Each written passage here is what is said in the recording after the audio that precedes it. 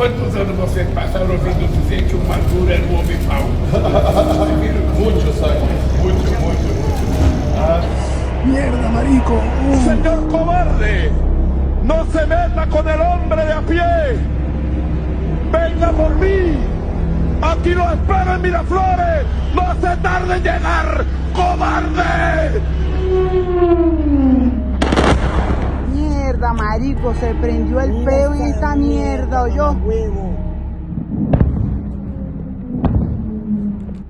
Não poderia me omitir neste momento histórico para a América Latina, a queda da ditadura venezuelana. Durante anos, ouvimos no Brasil que o país pode virar outra Venezuela ou Cuba, mas quem repete essa frase realmente entende o que isso significa?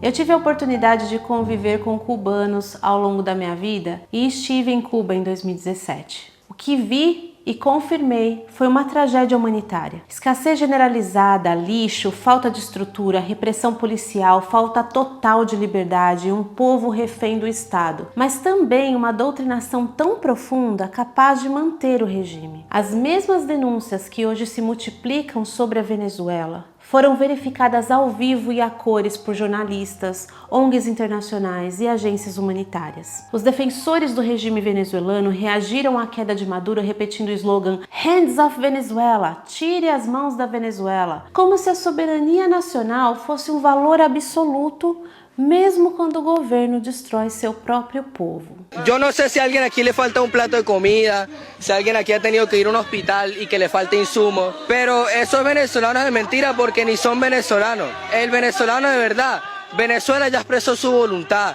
Venezuela, 70% de Venezuela quiere que Venezuela sea libre. Venezuela tiene que ser libre de Maduro. No hace sentido defender um criminal de guerra. Mas soberania não é um fim em si. Soberania é um instrumento que só existe enquanto o Estado cumpre deveres mínimos. Proteger vidas, garantir dignidade humana, permitir alternância de poder, assegurar imprensa livre, manter judiciário independente. Escutem isso. Quando um governo transforma a população em refém, empobrece deliberadamente o país, destrói instituições, frauda eleições e elimina qualquer oposição, ele perde o direito moral de exigir respeito internacional. Essa análise não é minha. A ONU documentou violações sistemáticas de direitos humanos pelo regime Maduro desde 2014. A Human Rights Watch registrou tortura, desaparecimentos, prisões políticas e execuções extrajudiciais. A Anistia Internacional descreveu o regime Maduro como uma máquina de repressão. Então te pergunto, um regime assim tem legitimidade para invocar soberania? Mas a crise não é isolada. Países que seguem o mesmo modelo autoritário apresentam sintomas idênticos. Cuba, uma ditadura de 65 anos com repressão, economia destruída e recorde de fuga, são mais de 500 mil cubanos emigrando só em 2022-2023. A Venezuela, mais de 7,7 milhões de venezuelanos que fugiram do país desde 2015. É o maior êxodo da história recente das Américas. E o Irã, sim, eu vou precisar incluir o Irã aqui. Desde dezembro agora do ano passado até essas semanas está ocorrendo ainda protestos massivos varrendo o país. O governo cortou a internet nacionalmente para impedir que eles se organizassem. Forças de segurança mataram manifestantes e prenderam milhares. E o clima está cada vez mais tenso. A dinâmica é a mesma. Regimes que se legitimam pela ideologia precisam se manter pela repressão. Venezuela, ela tem mais eleições do que o Brasil. A Venezuela, desde que o Chávez tomou posse... Mas eleições não garantem democracias, né, presidente? Deixa eu lhe falar uma coisa. O conceito de democracia é relativo para você e para mim. Perguntam se Trump fez o que fez para salvar vidas venezuelanas. A resposta adulta é: não existe conto de fadas em política internacional. Toda ação tem cálculo estratégico. Toda decisão tem custos e ganhos. Quem insiste em interpretar o mundo como um universo maniqueísta, império do mal versus resistência heróica, está preso a uma narrativa infantilizada repetida por décadas na academia e na mídia militante. A pergunta certa não é: Trump fez isso por altruísmo? mas sim qual cenário produz menos sofrimento humano. Porque os interesses mesquinhos de ambos os lados são fatos. Pois se não fosse, Trump estaria intervindo em vários outros países da África ou do Oriente Médio para salvar pessoas. Mas vamos olhar para as vítimas desses ditadores e deixar um pouco de lado aquilo pela qual não temos muito controle.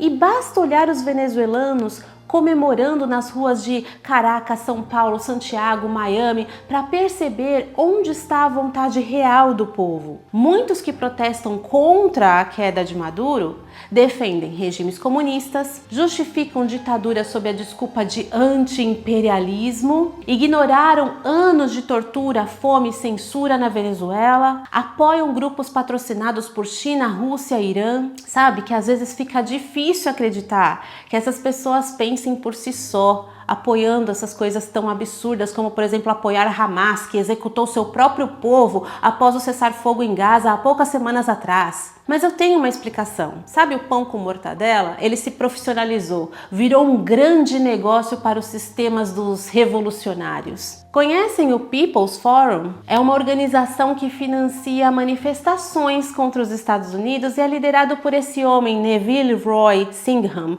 É um empresário ligado à propaganda do Partido Comunista Chinês. E não por coincidência, este homem é casado com a feminazi Jodie Evans, cofundadora do Code Pink, um grupo financiado por Singham que já promoveu protestos pró-Hamas e falsificação de feridos em manifestações. Esses mesmos grupos agora ensinam aos venezuelanos o que é imperialismo, ignorando que a China opera influência econômica predatória na África e na América Latina, que o Irã financia milícias armadas no Oriente Médio, que a Rússia invade países vizinhos e assassina opositores. Mas para eles, imperialista é apenas o Ocidente.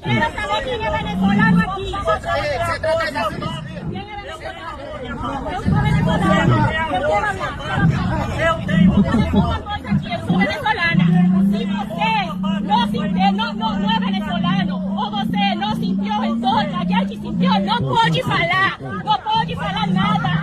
A gente é da Venezuela, a gente passou fome, a gente deixou sua família em casa, e aqui olha o que estão fazendo. Eu sou venezuelano, ninguém aqui é venezuelano. Vai para os Estados Unidos.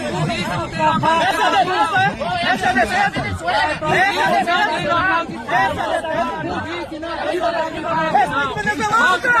Deixem de ser cínicos com sua moral seletiva, manipulada e incoerente.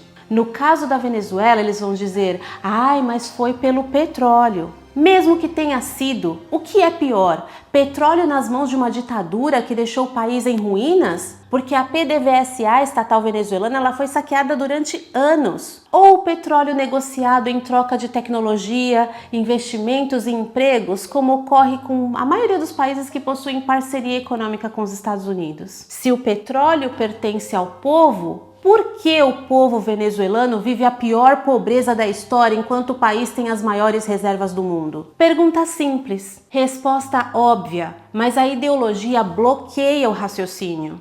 Se quiser vencer uma batalha, eu preciso construir uma narrativa para destruir o meu potencial inimigo. Então eu acho que está nas suas mãos, companheiro, construir a sua narrativa e virar esse jogo para que a gente possa vencer definitivamente e a Venezuela voltar a ser um país soberano. Acho válido debater direito internacional, mas o mundo é muito mais complexo que nós contra eles, como muitos querem acreditar. 2026 parece já ter começado estremecendo todas as bases. O ano já começou com queda de ditadores, protestos globais, tensões no Oriente Médio, colapso de regimes teocráticos, o rearranjo geopolítico envolvendo a China e Irã, crescimento de movimentos pró-liberdade em vários continentes. É como se a história estivesse sendo reescrita diante dos nossos olhos. Então, mais do que nunca, nós precisamos de clareza moral, vigilância, coerência, paz interior e responsabilidade intelectual. Não se deixe enganar com simplicidade revolucionária. Sigamos atentos. Muito obrigado pela sua atenção mais uma vez. Vejo vocês na próxima.